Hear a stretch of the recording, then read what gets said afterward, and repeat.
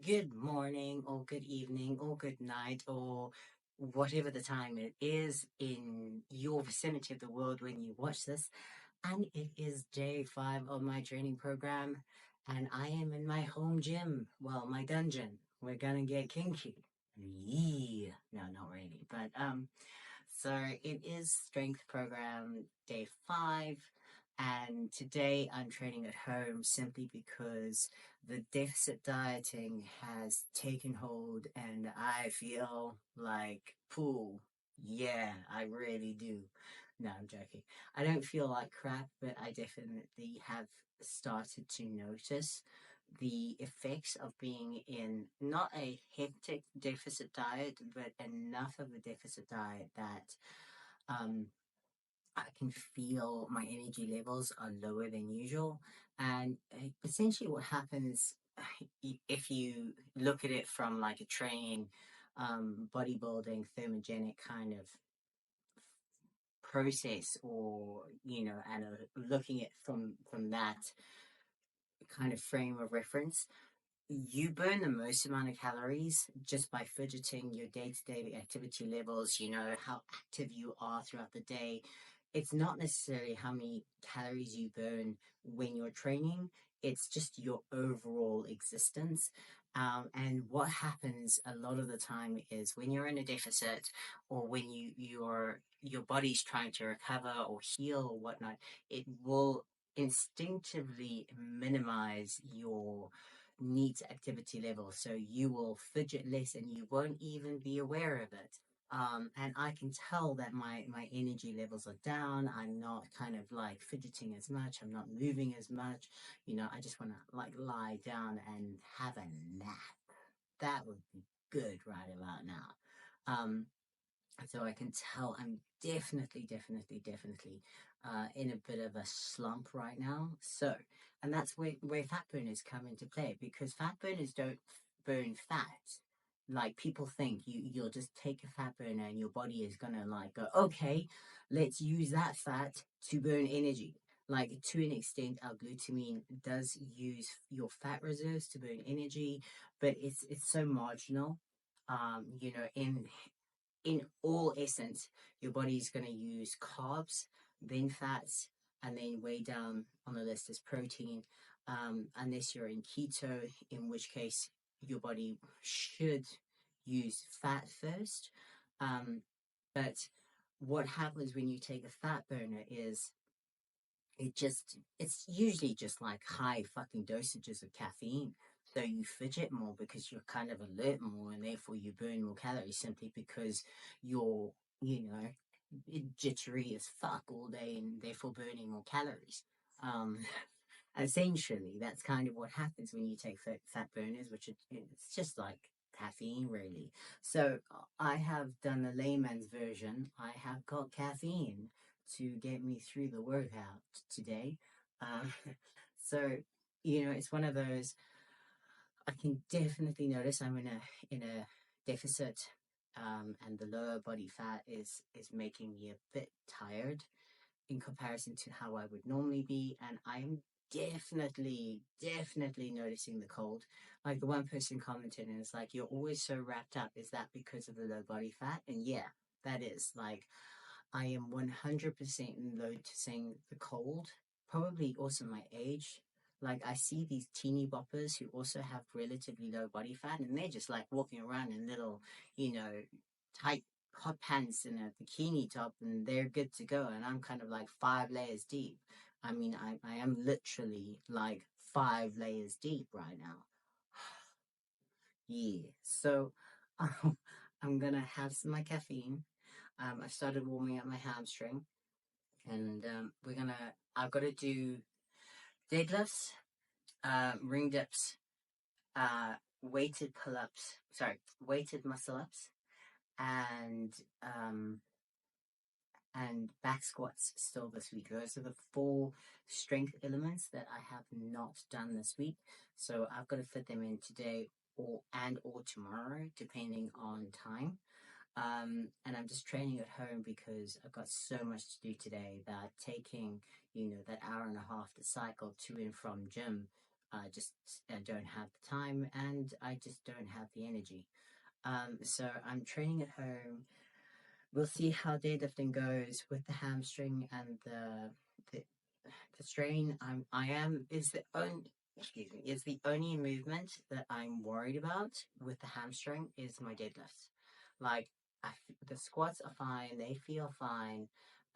Any sumo movements do tend to aggravate the groin hamstring area, so I am possibly slightly pessimistic that today's not going to go as planned. But I'll see, and we'll give it a go. I'm just been warming up the hamstring quite a bit before I started recording. Someone's driving by. So let's see. First set is 70 kilograms.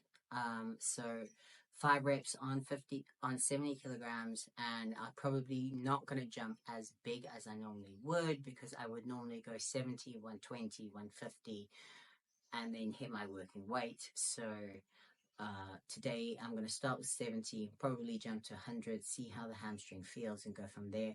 I have already warmed it up quite a bit. Obviously, not as much as cycling to gym would warm up the hamstring, but hopefully enough that this first set doesn't feel too iffy.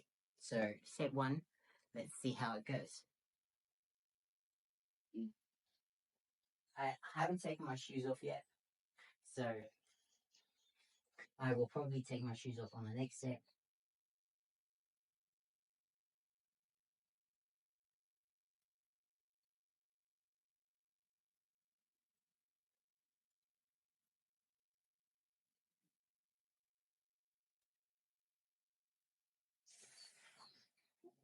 Okay, so far so good. I actually didn't feel my hamstring too much on that.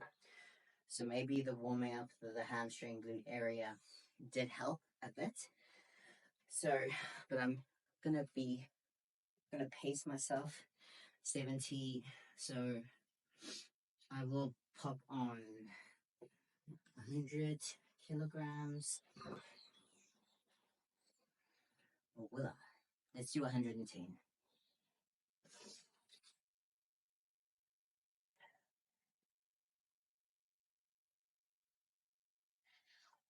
Like I can literally feel I'm moving slower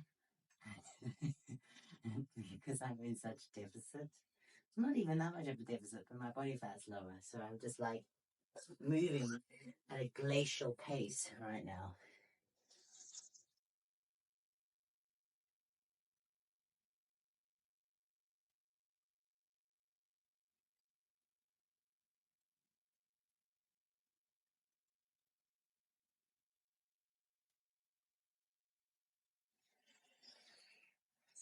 Oh, God. So, as per every other strength movement this week, we're doing 5 sets of 5 reps at the working weight. 5 reps on every exercise, on every set, working up to the working weight. So I've done 70. Next set is going to be 110. Make a note of everything. I will keep reiterating it, but it's really good just to track all your numbers, um, just so that you know, what the fuck you did, so that you can track everything. All right, so set two, I'm gonna have a sip of coffee for energy. Not that it will give me energy straight away. Okay, set two, 5 reps, 110 kilograms. See how the hamstring feels. And I'm just gonna take my shoes off for this one, just because I want to make sure that the actual positioning that I'm going to be doing on the next working set feels the same as this one.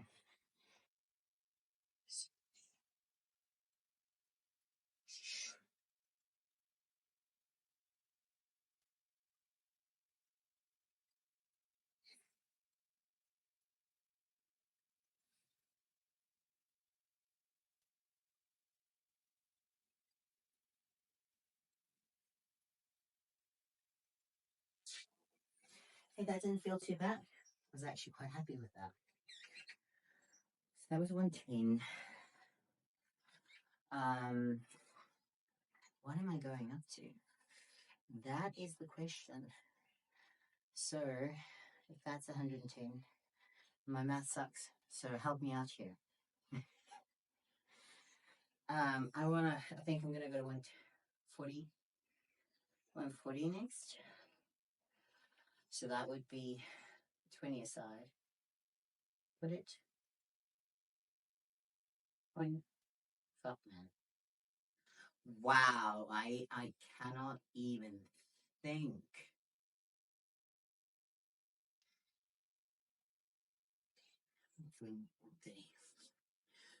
Right. 30 kilograms more, so that would be 15 kilograms aside. This is shameful. Though to be fair, I am not mathematically inclined. I'm not analytical at all.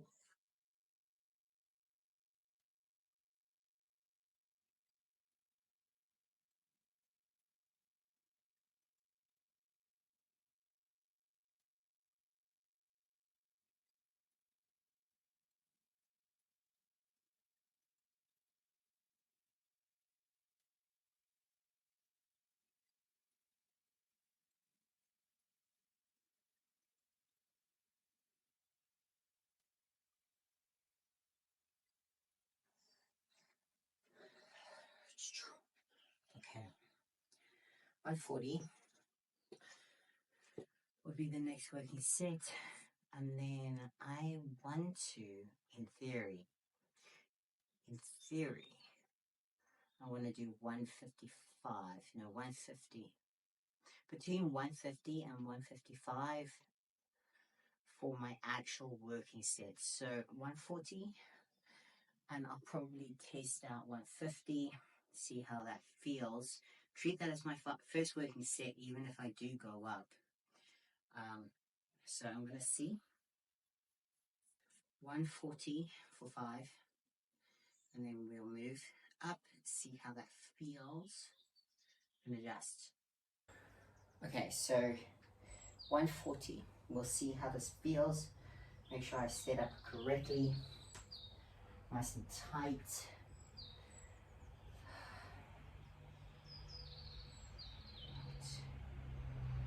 So remember all the cues. Make sure your feet are planted, roughly shoulder width apart, tight back, engage your scapula, drive through your heels, midfoot to heel of your foot. Look up, don't look down. Keep your chest tight and up.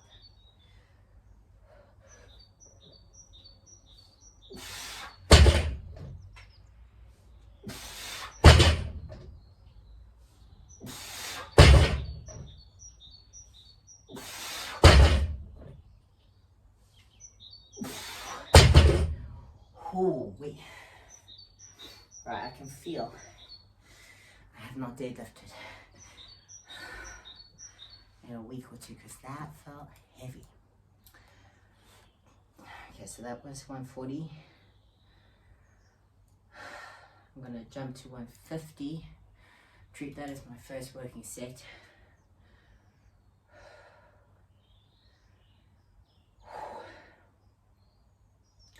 And probably take bigger rests between sets. So I'm probably going to be resting 3 to 5 minutes between sets. But I'll do 150, see how that feels, assess and adjust. Yeah, so just be aware that that is the downfall of cutting, especially when you get to lower and lower body fat, is your energy levels do tend to plummet quite a bit. And I hadn't really planned on cutting as much as I had. I had planned on cutting to like 65%, but you know, it's one of those, I think once you're a bodybuilder, you're always a bodybuilder in the sense that you feel more comfortable slightly leaner and feel more confident slightly leaner, as opposed to kind of off-season bulking stage, and I never really got to off-season bulking stage with CrossFit, but I was definitely a lot softer, and that was in part due to the high carb intake, which caused more water retention, but also it was just like higher body fat, simply because I needed all the energy and the surplus calories to keep me going with all that training, and I don't need that anymore. Yes, obviously for powerlifting, being slightly heavier in terms of body fat will help, but I want to train at the weight roughly where I would compete, even though I don't plan on competing. But I want to stick around 64, 65 kilograms, and so if I did like a water drop to compete, I'd probably compete like 62, 63 kilograms, roughly there.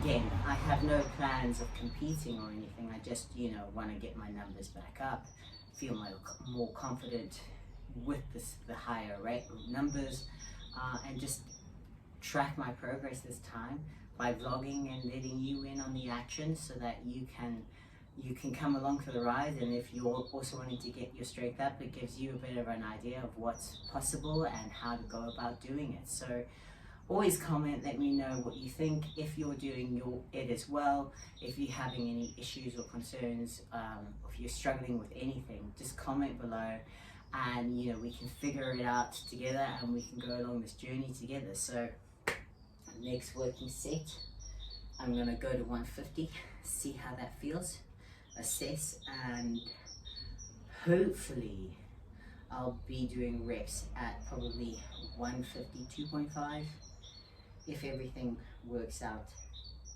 nicely. But we'll find out soon enough. Let's do the next set.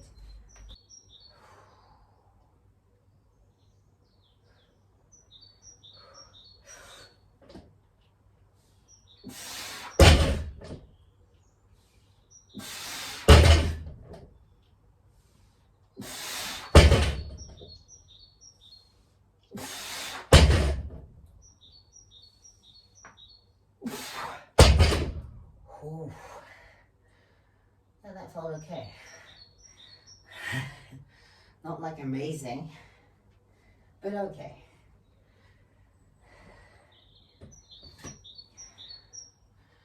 Enough that I'm gonna do 152.5 on my next set. So that was 150. I'm gonna go to 152 for the next set, 152.5 for the next set, and see how that feels. Okay, so I don't know if this is going to be my first working set, or if I'm going to treat it as my second working set. Depends how it feels. But this is 152.5 and 5 reps. My last set, I felt like I didn't tighten up as much before I went again on every single rep. So I'm just going to make sure I really focus on tightening and resetting properly before every rep, because I don't want the bar pulling me forward or out of alignment. I want to keep it nice and tight as much as possible. My hamstring so far, I'm really happy with. I'm not feeling it, it's not iffy, which is super great. Freaking happy about that, so that is one positive. But we'll see how this set goes, how it feels.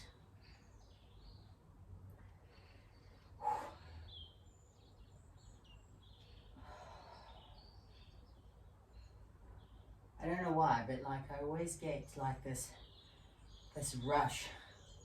Like, I don't know if it's fear or like determination. No, I think it's more fear.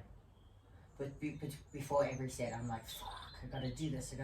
But like, it's just like that trepidation. Like, you can do it, but at the same time, you're like, okay, can I do this? Like, can I do this? I know, maybe it's just me. Do you struggle with that? Like, for me, it's kind of like every single, I don't feel it with some exercises, but 100% squats and deadlifts. Like, I'm like, I've really got to mentally prepare before I go for it. Even though I've done this weight so many times before, countless times before, it's still kind of like, okay, I got this. I got this.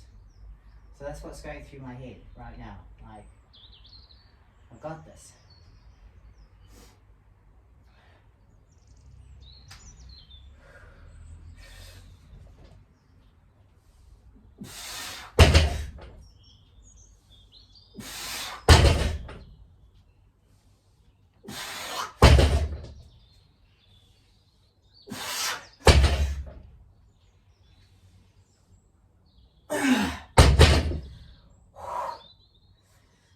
I got that. It does got that. Okay. And I'm gonna stay there. So I'm gonna treat the 150. It's my first working set. 150, 2.5. It's my second working set, so I've got 3 more working sets on that weight. And then I will move on to 5 ring dips. Ring dips. Okay. But the next, so I've got 3 more working sets. Again, I'm gonna take my time between sets. I'd rather take a little bit longer between sets to make sure I get all 5 reps. And I'm also doing that because it is a deadlift. You know, I don't want to sacrifice form at all. I want to make sure that I'm as recovered as possible while still being as warm as possible to allow for maximum whatever. What would you call it? Wow, you can tell. Like my brain's like running at half speed right now. For maximum technique. Let's go with that. You get to see in real time the effects of being in a deficit, and I'm not even like competitive deficit. So you can just imagine like people who are cutting for a competition, how hard it gets, and I can vouch for it.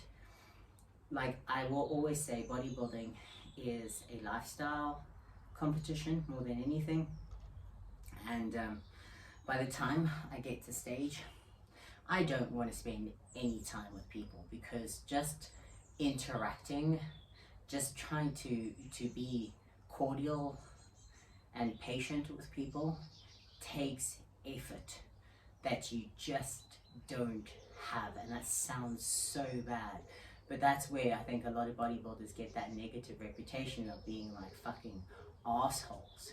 And it's simply because you're in such a deficit diet and your body's gone, I'm only gonna do certain activities and I've got no energy for anything else. And you should actually do more. You should be more active, because obviously the more neat activity, the more you do during the day, the more fidgety and active and moving around that you are, the more fat you'll burn. But your body's like, your body will force you to do. Oh my word, he is a beauty. Oh, mystery. What's in these garages? Oh, he's gorgeous. Oh, he's huge. Yeah, it's huge. Oh my word. What's his name? Bernie. Bernie. I didn't pick. Okay, so I got thoroughly distracted by a dog for like 10 minutes. So I've taken a really long break. So either this is going to be amazing or shit. So we're about to find out how set 3, so 150, 152.5, and my second one, 152.5, set 3, my 5 working set actually feels. So bear with me on this one. I wouldn't advise doing this, like taking such a long break between reps, sets.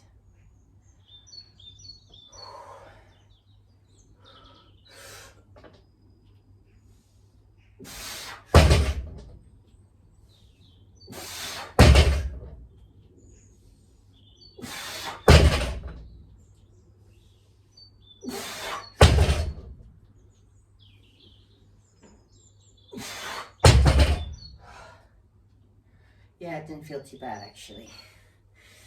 So set 3 done, 2 more, and then we're on to ring dips. So little rest again, not quite as long, hopefully there are no dogs to distract me. I'll do 2 more sets and then we're on to ring dips. So I don't know if I'll film all 5 sets. I don't know, I feel like it gets a bit monotonous when it's just 5 of 5. It's exactly the same. So comment below if you want to watch all 5 of my sets, or if it gets a bit boring. Obviously if I have something that comes to mind, I will keep recording to talk about. But I've got 2 more working sets, then on to ring dips, and then I'll see how I'm feeling for any form of accessories or calisthenics, and we'll take it from there. So I will see you in a bit after these next 2 sets and take it from there. So I'm extremely happy with my deadlifts.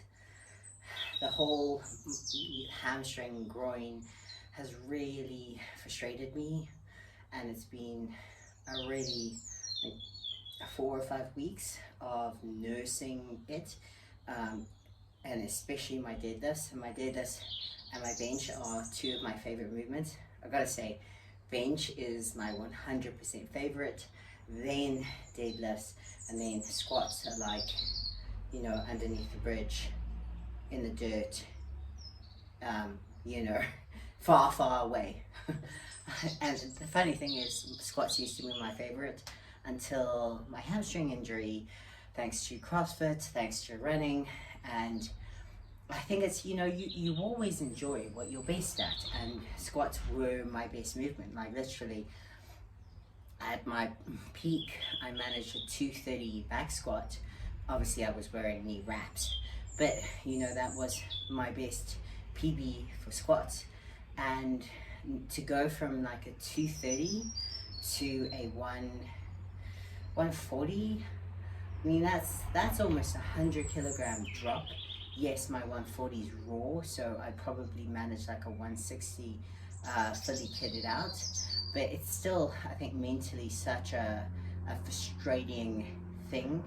And I don't even know if I could do a 140 right now with the current injuries and nursing my groin and my hamstring. So yeah, I'm definitely trying to refocus my mindset and learn to enjoy squats again. And obviously doing so much rehabilitation on my hamstring, I'm really hoping that that will tie into a far better squat overall, because my squat has always been like 90% quad and very minimal hamstring engagement. Like I know how weak my hamstrings are. Like on the lying leg curl and the seated leg curls, when I say I can barely move any weight, I really mean it. Like my hamstrings are weak, and that's probably why they tore so easily. Well, the one tore so easily is because they are weak to begin with, and putting any untold or unnecessary engagement on them, they say F you quite easily. So that is something that I will always reiterate, coming from personal experience and coming from someone who's getting older trying to train, is if you have a weakness, if you have a muscle imbalance, if something is constantly trying to counter the fact that something else isn't working, your body will pay the price, and you will eventually get to such a severe muscle imbalance that you could injure yourself, and that's not what you want. And it's cool when you're 19 or 20 and you can recover, and you know, you're at your prime and you're like, oh, fuck it stretching, fuck it mobility, fuck, I've got an imbalance, who gives a shit. Wait 20 years or 15 years and then try it again, and that muscle imbalance is going to become such a demon in your training and really make everything around it a lot harder. So if you know you have a muscle imbalance, if you know something is weaker than it should be, please target it, because in the long run you will definitely be happier for it, and you know, like, you won't be going through all the shit that I'm going through, having to rehabilitate something that if I had just worked at correctly from the get-go, I wouldn't be having these issues. And I will continue to blame CrossFit and running, even though it is my own fault because I didn't strengthen my hamstring when I should have. But anyway, we're finished the deadlifts. I did one set on 150, 4 sets on 152.5. They felt good. I'm really happy with it. The goal is 155 for 5, so managing 152.5 for 4 sets, I'm really happy with. Now we're on to ring dips. If you can't do ring dips, you can do normal dips. If you can't do normal dips, then you know, just to do the classic old-fashioned, get a bench and do dips this way. If that's a little too easy for you, put a little weight on your lap and do them that way, and gradually strengthen your triceps. Do not neglect your triceps, ever. They help with everything, okay? So 5 warm-up reps.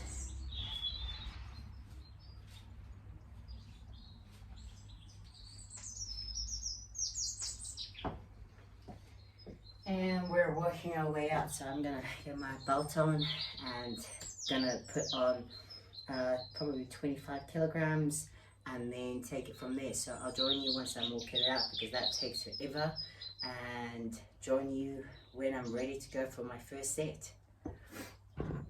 Okay, so the first set, I'm gonna do 25 kilograms. It's not my working weight. My working weight, I want to try and hit about 32.5 to 35. We'll see how it goes, but the first warm-up.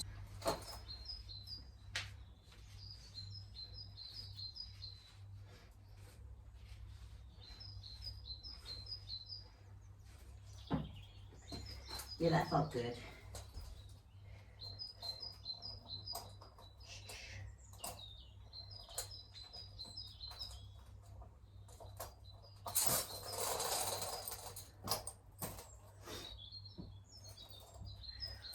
I'm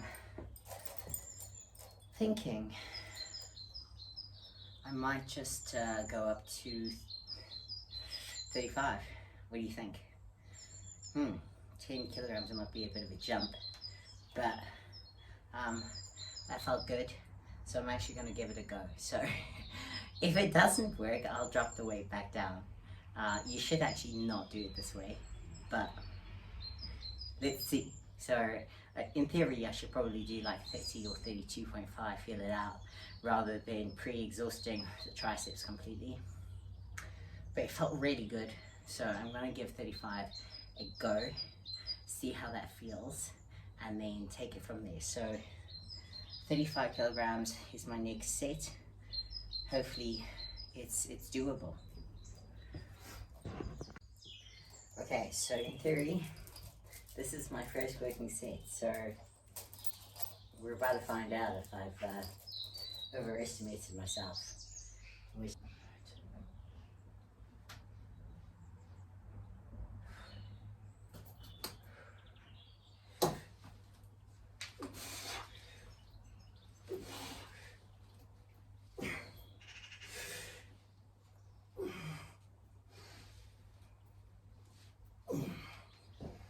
Yeah, that was good. So I was really happy with that. A little bit uncontrolled with the swinging. I'm just going to make sure I hit nice depth.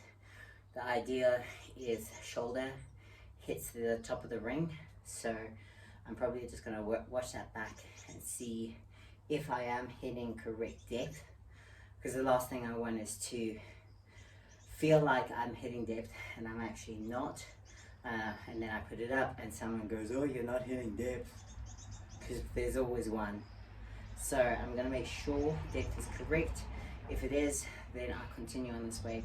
If it's not, I'll probably do another set and try to get depth, but let me first actually just see how it looks and then decide. So let me watch.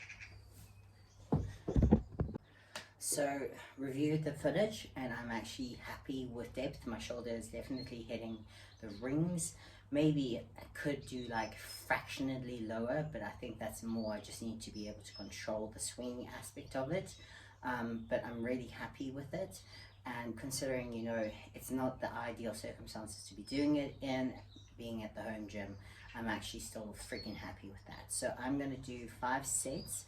That was my first working set, so I'm going to do 4 more sets on 35 kilograms. And one thing that I just wanted to point out is, like, ring dips are significantly harder than normal bar dips, and obviously significantly harder than just bench dips. Um, like, the proof is in the amount that I can dip. So this week, okay, on the normal stationary bar dips, I managed 56 kilograms, right? Compare that to how much I'm dipping on the rings today, 35 kilograms.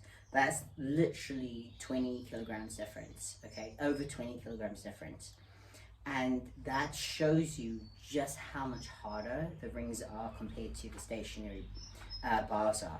So if you are struggling with the rings, or you can't do the rings and you can only do the stationary bars, don't feel despondent.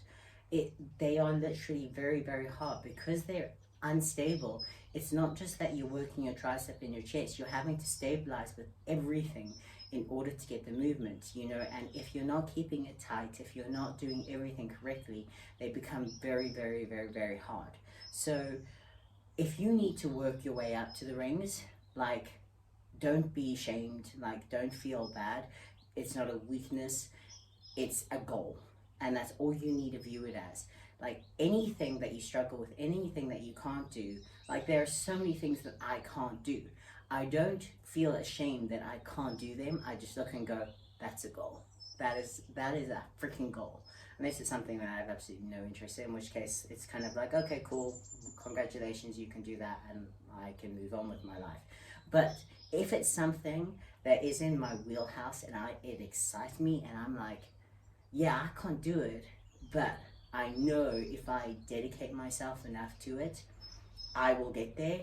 That's all that matters. So if this is something that inspires you or motivates you, or whatever the case is, don't feel despondent if you cannot do it right away. Okay, you cannot compare yourself to someone who's further along the journey or somewhere else in their journey and has been doing it for longer than you. You cannot go from 0 to here without taking the steps along the way. Okay, so wherever you are, keep on moving, keep on tracking forward. Like, I can't compare myself and expect to be able to do, like, the Iron Cross tomorrow. Like, that's completely unrealistic. And that's where having small, realistic goals are so important, because you cannot expect to go from 0 to here without some failure, without hardship, without, progressions.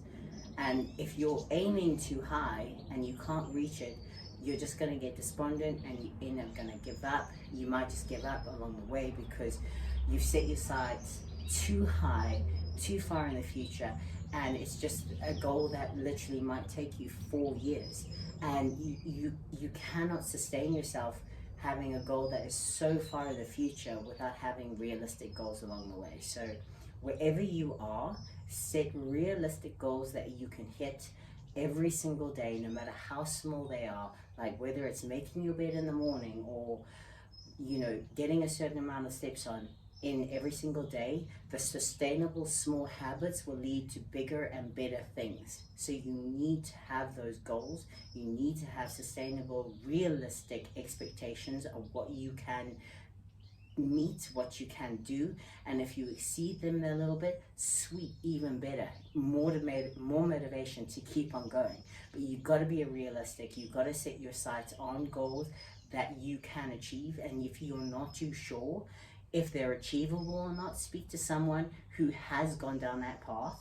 You know, that's where professionals and people who have experience might be able to guide you as to what is realistic and what is not.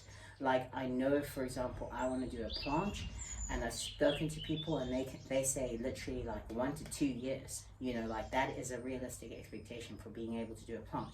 I cannot expect to do a planche tomorrow, and I've got to be humble enough in myself to know, yeah, that's a long-term goal. I can't hit it tomorrow, but if I can do a tuck planche in 6 months, I'll be freaking happy. And if I can do this in this amount of time, I'll be happy. So you just got to be realistic in your expectations of yourself, in order to sustain your progress and keep on going. Okay, so that was like a serious tangent on ring dips. But anyway, so I'm gonna do set 2 on my working weight.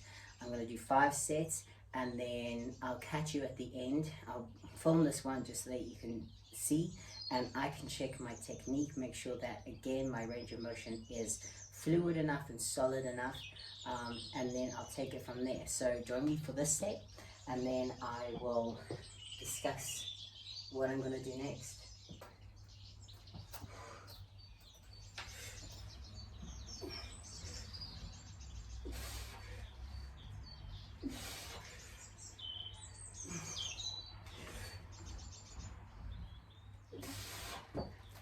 Yeah, that was good. Happy with that. I'm gonna do 3 more sets. I've done 2.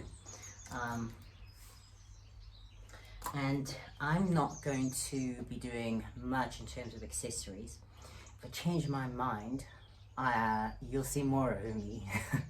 If you don't, this is farewell and adieu, and I will see you tomorrow. But yes, that is today's strength. I'm keeping it short simply because I've got a lot to do today, and because my energy levels are already low and I've manipulated my energy levels with caffeine. I don't want to kind of overdo it, thinking I've got energy, and then when the caffeine is out of my system and then I hit that slump, then I'm gonna crash like crazy. So I might do some extra calories tonight in the form of peanut butter, extra peanut butter, just because I feel I don't need to deprive myself of calories so much that it affects my performance. And tomorrow is back squats, which is really, really important for me. I need to get those back squats back up. So I'm probably going to do some additional calories tonight, just to make sure that tomorrow's performance is up to scratch and I'm happy with it. And I don't want to be in such a lull of a deficit for tomorrow. So I'll probably do extra calories tonight just to make sure of that. And I'll probably make sure I'm in bed at a decent time tonight. I always try to, but last night I ended up working quite late with programs. So tonight, early night, extra calories, hit it hard. Let me know how you get on. Keep me posted on everything. I hope you have a freaking kick-ass day. You're amazing. Keep me posted on everything.